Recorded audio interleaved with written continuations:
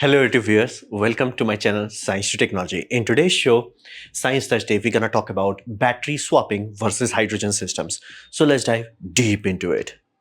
Now, before we dive deeper into it, we have to understand why the heck we are talking about. Well, there is a very big ass problem here. The problem is that our world runs on big loads.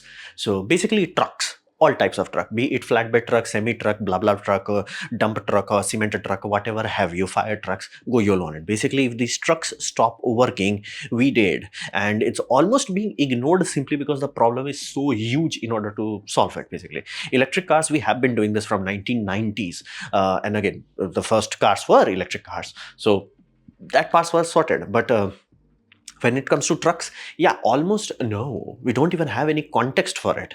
So reality is, what the hell we gonna to do? So battery cannot give you the range, not about the power, it's not about the horsepower. We got that. Battery, modern lithium ion battery is like, bro, I got this. Heck, even lead acid got this. Meaning, if I give you a truck and you're like, okay, do not change the weight of it and put a battery system into it, you can get actually more oomph out of it in same wattage compared to any other diesel system, no matter who is the manufacturer is.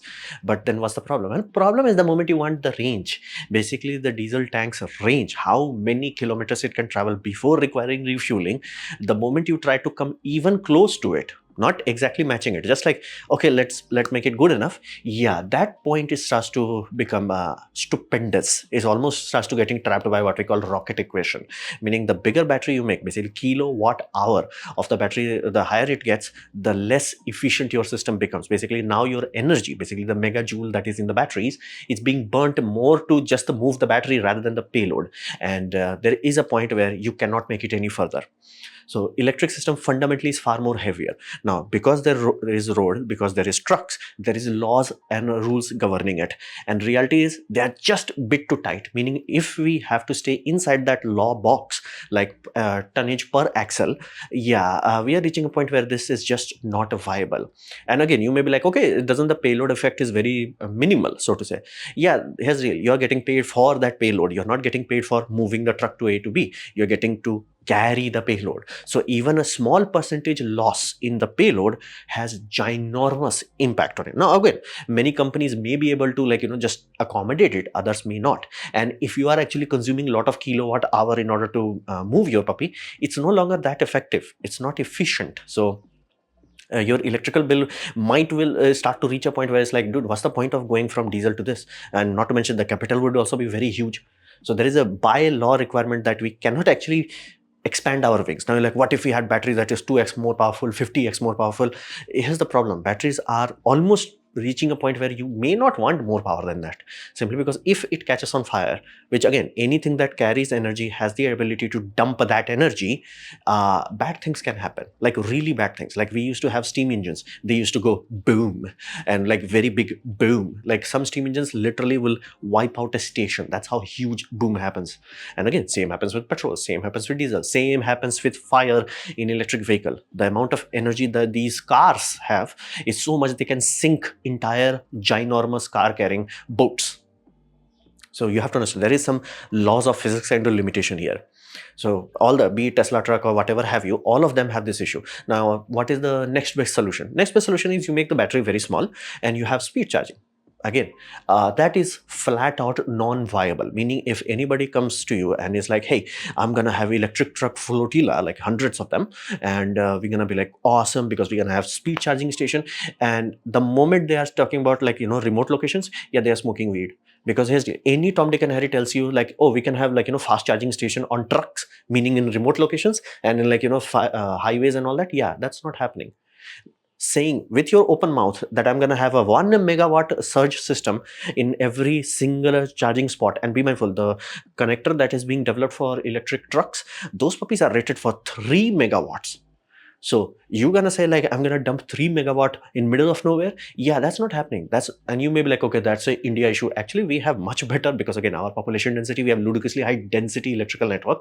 And yeah, that's not happening in India. Even with that, it's not happening in Canada, not happening in America, not happening in Europe. You're not gonna have the luxury of like, okay, we have this one transmission line that goes to this one spot. Can you do it? By law of physics, absolutely. Can you afford to do it? No.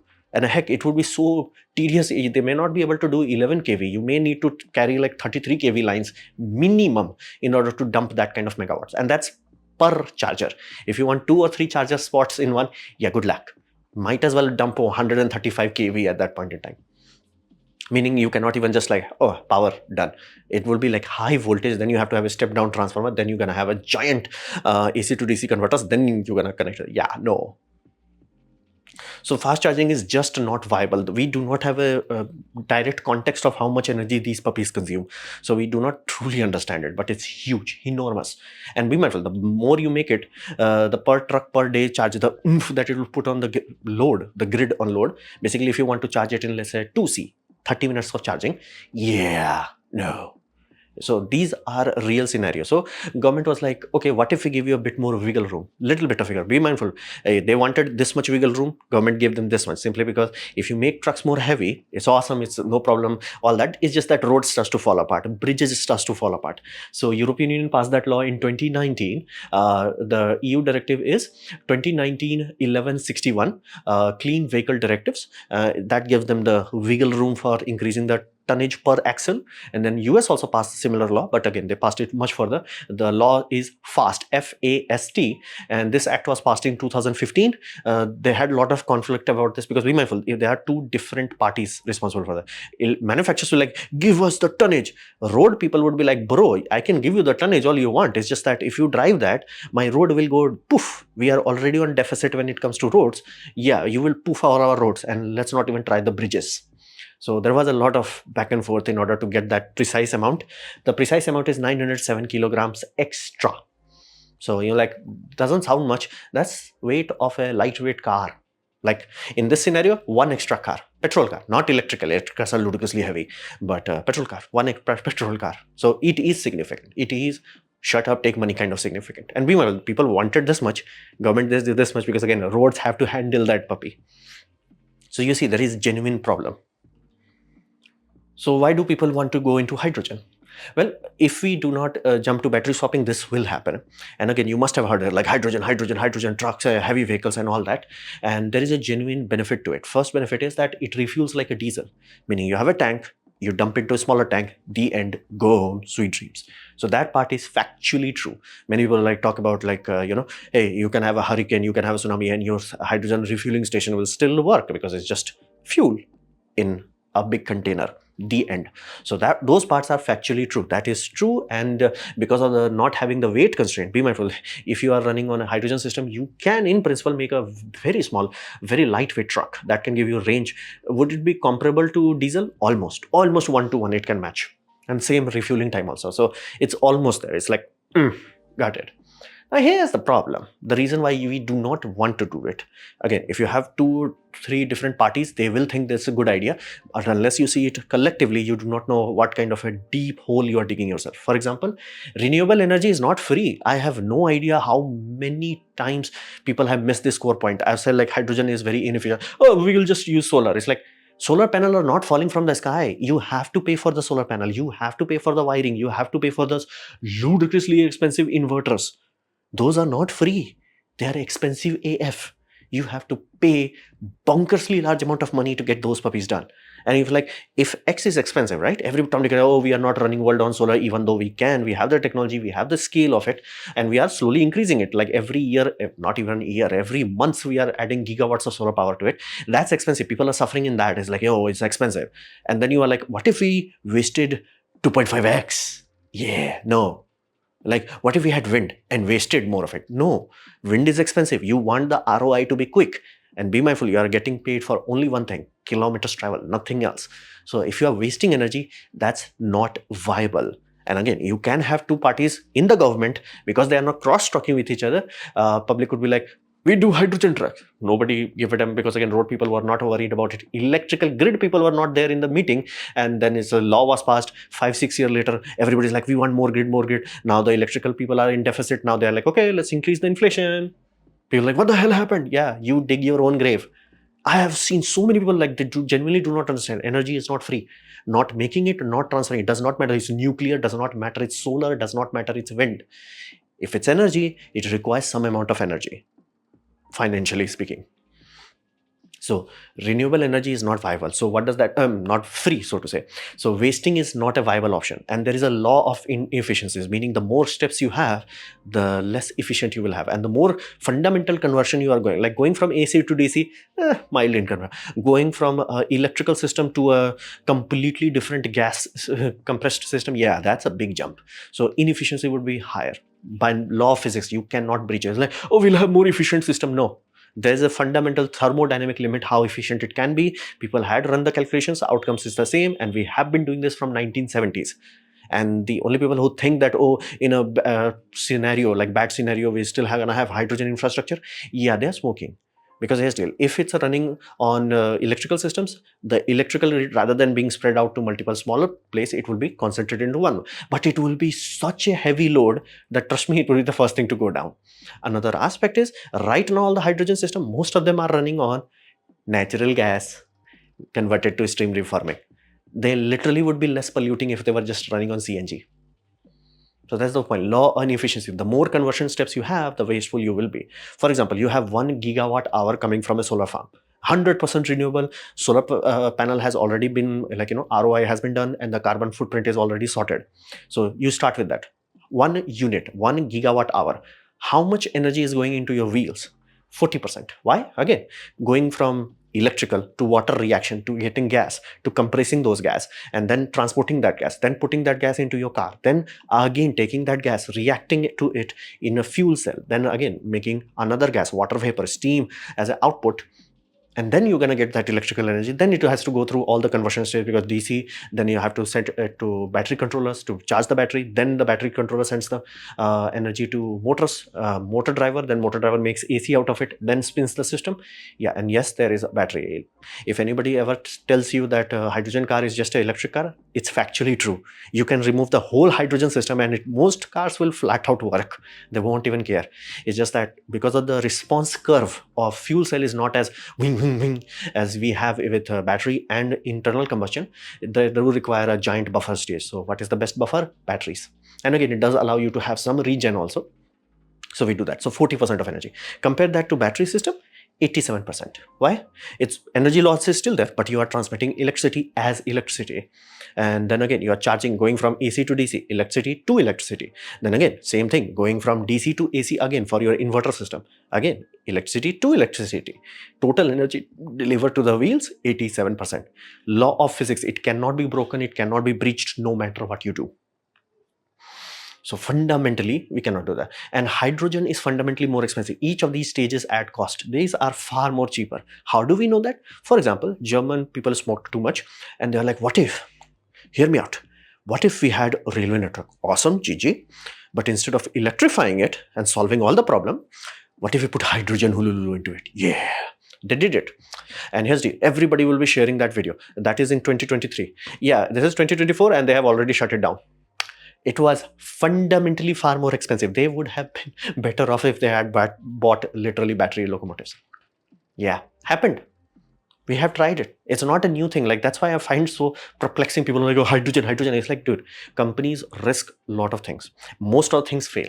That's fact. Ask any company, look into their patent charts, look into projects they have opened. Most of them, they fail. Some succeed. Now, here's the deal. Toyota, actually risked a lot. Honda and Toyota, they risked a lot on hydrogen system. They were not trusting of lithium system. They were trusting nickel metal hydride batteries. Again, they do work, but their gamble on nickel metal hydride rather than jumping into lithium ion did not pay off.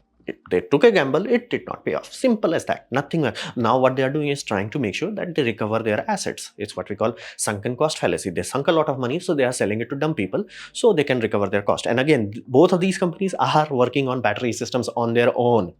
I have no idea, like, Honda is working on the fuel cell system. No, they are not. Toyota is working. No, they are not. Both of them look into their own portfolio that they are working on for the investor report. In all investor report, we are working on this sort of battery design. We are working on this sort of chassis design for electric vehicle. Everything is electric. The reason why they still talk about hydrogen is because government people, again, in one department, is super easy to fool them, because again, they will not be like thinking far ahead. It's like, hey, we're just going to have electricity. Who is going to actually do the calculation? It's like, because you have to do reverse calculation. Like, if you are requiring, let's say, 100 kilowatt hour of motion in your motor, you have to run all the conversion backwards in order to figure out how much you are getting, you have to need from the grid. Nobody does that, and people are like, it's hydrogen, efficient, very efficient system. It's like, no, bankruptcy system. So Japan would be like, we're gonna do hydrogen system, and then they're like, why people are not having babies? Yeah, because your economic is not worth sustainable. So fundamentally, what is the core essence of it? Essence is need to minimize cost per mile. And what does cost mean? Energy. Does not matter it's nuclear, does not matter it's wind, does not matter it's solar. You want to consume as little as possible. Meaning, I give you 1 unit, you should be able to travel 100 kilometers. Now again, that's idealistic goal. I don't even think that's viable, but that's the aim. Your aim should not be like, I can go travel, let's say in 1 unit 100 kilometers, but what if I only travel 30 instead of 100? Yeah, the moment you said that, you're gonna go bankrupt. We have real example. So how does swapping changes this? Well, swapping solves two major issues with electric vehicle. First, it reduces the weight because now you can have smaller batteries and you do not have to worry about long charging time. Because again, you have to change it, and let's say you have to change it every 2 hours or 3 hours. Person has to get down, person has to pee, and if you can change between 5 minutes to 6 minutes, or basically generally 10 minutes, you're good, you're sorted, you're safe. So your vehicle is lighter, comparatively speaking. Benefit of that is lower kilowatt per kilometer, meaning how much oomph you're consuming from the grid goes down compared to a hydrogen system and compared to non-replaceable battery system. Because again, batteries are smaller and you're swapping them far more effectively. That's there. Now, easy charging. How you're charging those batteries, you no longer have the crunch, where it's like pump as much energy as you can and run a cooling system as powerfully as you can, and then just like try to push 2C. 2C simply means 30-minute charging. 1C means 1 hour charging. 2C 30 minutes. 3C 15 minutes. And 15 minutes is the holy grail. Now, is there any battery chemistry that can handle that? Lithium titanate oxide, yes, it can handle 3C while retaining lifespan. If you do that with lithium ion, it will go boom. Lithium iron phosphate can almost touch 2C. And then how do we see this sort of bonkersly high fast charging and like 100 kilowatt Tesla pack, 250 kilowatt charging? Well, it does not actually do that. It only does that from 10% state of charge to 30% state of charge, and it requires bonkersly high speed cooling. So you will say power, like first it will warm the cells up to reach a equilibrium point, then it will dump the energy and then run the cooling. It's not just fan, it has a chiller in order to make sure the cells are cool enough. You are wasting a lot of energy on that, and then it's like, okay, and then only from 10 to 30 to 35% maximum, then it's like, okay, relax, power comes down. So fundamentally, it's really bad for the cell life. Again, no matter how good your cell is, if you do that compared to a cell that you do not do that, cell will last much longer. Like, there is no mathematics here. It's a known physics thing. It's like, you want slow charge. If lithium ion chemistry loves 1C, if you give them 0.5C, meaning charging in 2 hours, they're like, we good, bro. We good. We're gonna last forever. We good. You do that. That gives you longer lifespan, meaning the investment in the packs lasts much longer. Another is less load. Instead of having megawatts of power, is like, hey, 500 kilowatt, done, go home. 500 is also too much. You can actually be sustained at 250 kilowatts. Done, sustain, go home. So that's the easy charging.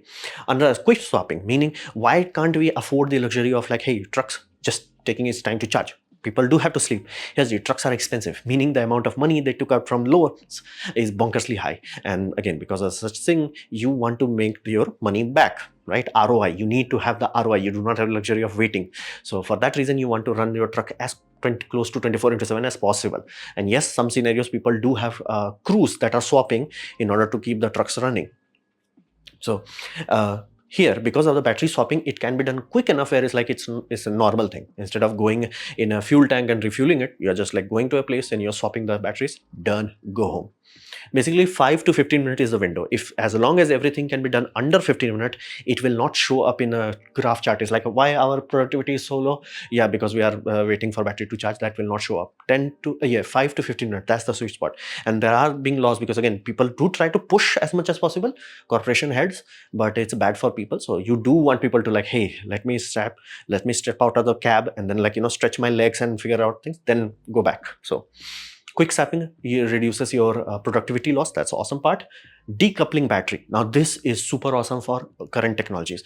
Right now we have not reached the Goldilocks zone where we have everything sorted. It takes time, and I do expect that to happen in next 50 years. But right now we are going through repetitive changes, meaning you can start with lithium iron phosphate. Some manufacturer may come up, hey, now I can have same kind of battery, same kind of capacity, lithium titanate, but price is lower. Everybody will jump to lithium titanate. Why? Again, it has more oomph, it has more lifespan. but capacity is lower and price is high. So even if you can just like increase the capacity, people may switch. Even if you reduce the cost, people may switch. And right now switching would be super easy. It's like, hey, what if I take the battery pack and change inside it or put a new block? So it's decoupling the battery from the chassis allows two independent research and development. Benefit of that is exponential iteration. You can go from Mark 1, Mark 2, Mark 3, Mark 4, like how Tesla went from 18650 to 2170 to like a big ass battery. It's like all of them required them to redesign the vehicle. Here it's like, who cares? Keep changing, no problem. Go home, sweet dreams. So decoupling battery allows you to have rapid upgrades. And again, you can just upgrade smaller things also that you may not think about. It's like, hey, what if I change the new BMS algorithm? That's a new system that is equalizing cells far more efficiently. It will have an impact on something this size. And people could do that. Right now in a bus system, they cannot do that. And low cost technology, meaning this puppy is so low cost. There are people, be it in America, be it Canada, be it India, be it everywhere, where they're like, hey, I'm pissed off with all this BS system, let me make it. And they made it because it's a less capital intensive system. Meaning, compare that to hydrogen system. Unless government is giving you money like there is no tomorrow, or you are coming from a conglomerate where you have bonkers amount of money, yeah, you're not even touching it. It's just like flat out, meaning how much inflation burden you are putting on your children is exponentially lower compared to a hydrogen system. And it's far more widespread compared to every other system. Like you have to search, like you have to sit down and search where we are using hydrogen, like an actual system. Like there are a few, good luck finding them. But compare that to battery swapping. It's like, oh, some people there like JNS Electric, they're like, what if we take a normal truck? And again, trucks get through rebuild after I think 100,000 kilometers. They're like, okay, what if in that rebuild, again, it's generally truck has downtime for around a month or so. We just do the same thing, swap everything, put this instead of engine, just put a giant motor and have the same gearbox as a truck system. Everything remains the same. We just have swappable battery. They did it in 2018 and they have multiple vehicles right now on a road. Actually, they are ahead of Tesla. So you get the point. Like when I say it's a low cost, comparatively, it's free and far more widespread. Be it in America, be it China. China is going YOLO on it. There are multiple, like this is freaking cement truck. Good luck finding a hydrogen cement truck. I can find you hydrogen, basically battery based system for everything. For container shipping, flatbed and cement, other things are also there. So that's there. And the core essence is you want to improve this mileage, meaning kilowatt hour to 100 kilometer. For example, if a battery bank like Fiat 500 has battery bank of 24 kilowatt hour, that puppy travels in 13 unit, it travels 100 kilometer. Now you go down a bit, let's say the biggest battery bank in the chain is 64 kilowatt hour. Now this puppy consumes 14.7. Now you're like, that's a small gap, like 1.7. Imagine that in petrol and diesel sense. Like your mileage is like definitively this much better. People will like, shut up, take money. That's why like battery swapping, and be mindful, the bigger the battery, like this is we are talking about under 100 kilowatt. The moment you start to talk in 300 kilowatt, 400 kilowatt, 800 kilowatt, yeah, that jump becomes exponential. That's why we have to have this.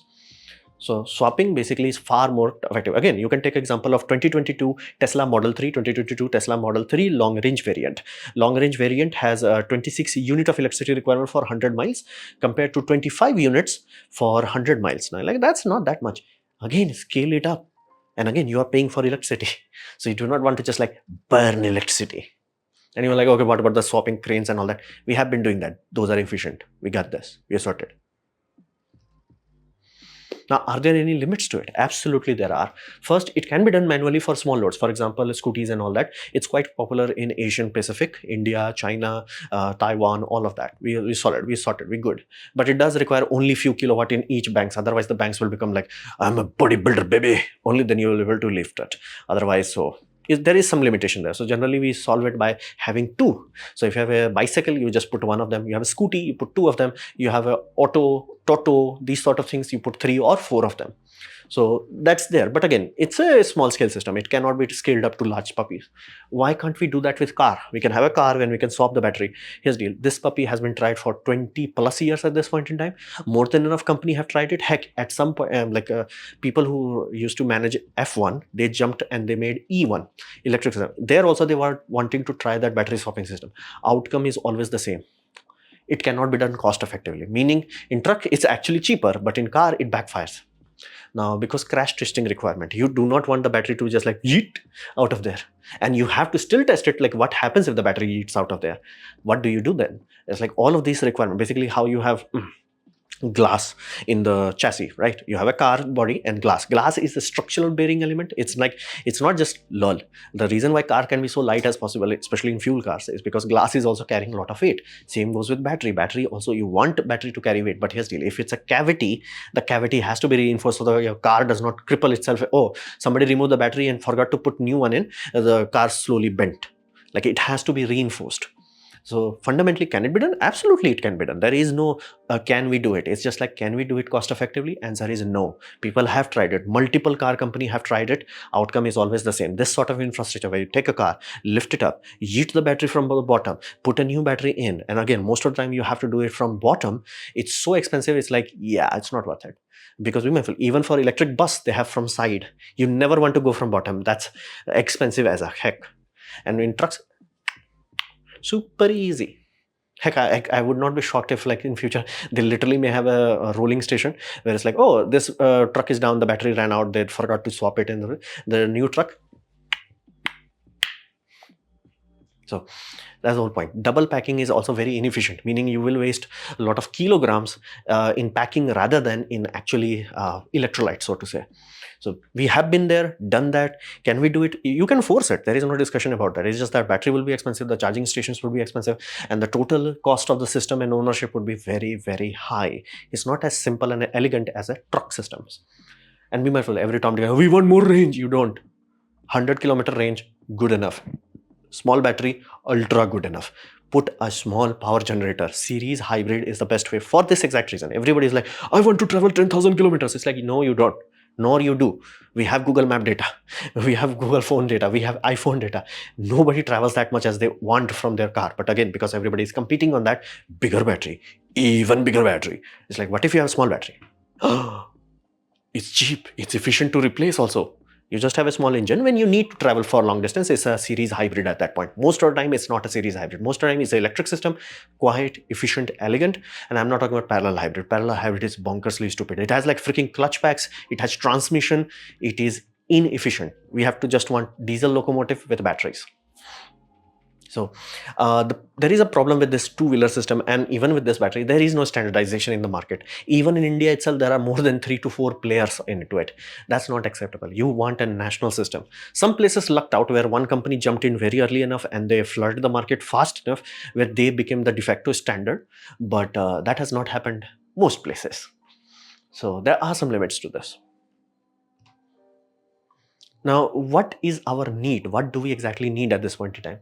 Well, we need containerization, meaning exactly how world trade became reliable, trustworthy, and cost-effective because of containers. Why? Containers support 3 medium in one go. You can put it on rails, you can put it on a ship, you can put it on a truck. It does not care. Why? Because everything is designed by law. There is law to it. Like this exactly bolt caps will be where you like puchung to it. There will be this much tonnage. It will not exceed this tonnage. Exact all these laws. The moment we did that, world trade went from like barely few tons a year, like few tons per month, to like hundreds of tons per week. So this happened. Like this literally created the world trade network that we rely on today because it made it so efficient, cost effective. We need that for batteries, where it's like, okay, this is there. And this will also allow competition, because right now everybody is aiming for what we call homegrown, meaning I'm a company from here, I build system in this whole area, everybody has to use my system in this area because nobody else is gonna come and compete. And other companies are like, okay, this area is mine. That sounds good, but it makes you region locked. And another aspect is they're not competing. You never want that. You always want competition. So now government has to sit down with all the industry professionals, people who design it. It's like, okay, what's the voltage? Let's say 800 volt. Somebody may be like, you know what? Let's go 1200 volt. So even in the future, we do not, okay, 1200, the end. If somebody's like, I want more, no. 1200, you deal with it. And then we're like, okay, what is the tonnage of it? Okay, so let's say it's 8 ton, the end. Nobody has to, like basically your frame has to design to handle 8 ton, and your you can make it lighter, but you cannot exceed 8 ton. So that's there. You have to basically pass out a law for those things. And be mindful, bus and trucks have different requirement. So design system that will work for trucks are far more forgiving. It's different compared to bus will require side loading. It can be done, it's not that difficult. There are Indian companies and American companies that are solving that issue. It's just that government needs to standardize it, so you can have like multiple companies and multiple battery providers and multiple charging, so basically exactly how we have for fuel. How we have with fuel, you have multiple fuels providers, you have multiple companies that make the pumps, multiple company that makes the vehicle, and you never think about it. That's what we need. And there will be some growing pains. I have saw like Janus Electric, I have linked the video down below, very amazing engineers, and they're talking about it like, this is what we are. The philosophy of Janus is far more cost effective. They're like, let's not make a truck. We have a trucks are big, expensive, long-term investment, and every generally is 5 to 10 years they have to go through one major rebuild. At that point it's expensive enough, like they're putting a lot of money into it. So what if in that slot, in that time frame, they're just yeet all the diesel component, put a electric system, and they put electric motor where the diesel engine would be, so the transmission remains the same, so the whole powertrain remains exactly the same. So people who are driving it knows how it feels, they know how it works. It's less efficient compared to what Edison's are doing, but it's far more quick, far more like shut up, take money, get it done, go home. And again, how the heck they deal with battery? They do not, they just swap the batteries. They only think they have to figure out how to have that battery going and locking and unlocking system. Again, they figured it out, it works, it's a known thing. And it had 2 fires, and everybody's like, oh, they do not know what they're working. It's like, who knows? Like, let me be very clear. I want to know which company you think, according to people who are complaining about this, is like, which company is there on this planet that you think knows? BYD, it's the largest electric vehicle manufacturer. They have fire almost monthly. Tesla? Yeah. There is video, live streams of it. Heck, you watch any live stream, randomly you will find a Tesla catching on fire. Like, there is no company. Once you sell enough of it, there will be a fire. All we need to believe and all we need to ask is just like, you had an issue. Good. How do you solve it? What did you learn from it? What can you do to handle it better in the future? And be mindful, everybody's like, oh, electric fires are difficult. Absolutely they are. That's why I do not like the idea of having ginormous banks. I want smaller banks. So even if it burns down, it does not disappear, if we do want that. And another aspect is, why do you think firefighters know to carry foam? We had petrol fires, we had diesel fire, we had all of those things. Then we learned, yeah, we need to carry foam. Again, in future, I can easily expect some type of salt that is designed for lithium fires. Should be possible. And that's the whole point. You have a problem, you solve it. So we're gonna go through some growing pains. Let that be very clear. If it's like, oh, this problem removes all the problem, hell no. It just changes it. It just makes current situation more manageable, gives us more room to grow without causing bankruptcy. So that's what. And we must go through this, because otherwise everybody will sell you hydrogen, and then your children would be like, why can't I afford paneer? Cottage cheese, I think you guys call it. So there is a need for this. We have to be strong enough to like, okay, growing pain. Are we learning from it? Are we? And that's why standardization will help. If there is standardization, then government can actually look at all the telemetry, so to say, and be like, okay, why this manufacturer cells are burning? Okay, why cells are burning in Rajasthan? It's like our hottest state. So it's like, okay, are they not handling the temperature well enough? What we gotta do? Or like you have randomly charger catching fires on winter place. What is happening? Again, if there is standardization, you are removing variables. The more variables you remove, the more reliable other things become. So I do have hopes, but again, the reason why I have low hopes about this is simply because this is CCS2, charging standard, combined charge standard. And this puppy is awesome. The Mark 2 variant, again, Mark 1 was garbage, Mark 2 is awesome. So this is AC, this is DC fast charging. And again, they are both supposed to be intercompatible. So you may be like, okay, did anybody use it? This is the Europe Foundation, meaning in every electric vehicle that is sold in Europe must support this. Yes, including Tesla. And yes, European Tesla has that 3-phase this system. And here's the deal. That's the same rule applies in Japan, same rule applies in India, where all the electric car have to have this. Awesome. Somebody took bribe. I hope they took bribe, because otherwise somehow they took this design, made extra 2 data plug. Rather than having 2 data pins, they have 4 data pins, and now it's for electric scooties. Basically, 2-wheelers now have different spout. Why? If it had everything had like one system, and be mindful, it was designed in that way, it can handle that. It's not like, oh, you need DC system. No, this system was designed that if you only need 50 kilowatt of electrical charge, you can use those systems, like a handshake, how your USB-C port can now transfer 200 watts of power because of handshake. Same thing was designed with. That's why I said Mark II product, super awesome.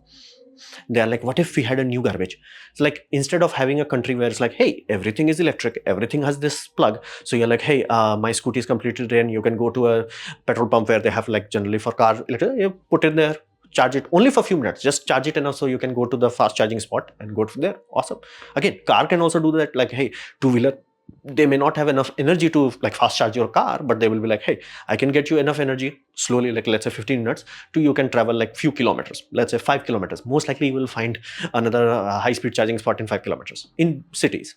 So instead of that, oh, this is a two-wheeler, you are wasted. This is a four-wheeler, you are wasted. So there is a need for containerization. If we do not do that, yeah, this is not going to work. So this was my presentation on basically comparison of battery swapping system versus hydrogen system. Hopefully you have liked it, learned from it. In that case, please click the like button, share it amongst a friend. That will help me a lot. If you didn't like it, didn't enjoy it, I urge you to press dislike, press it twice to show your extra disappointment. Please leave a comment because I do try to reply to all of them. Subscribe, press the bell icon if you're free, and as always, thanks for watching.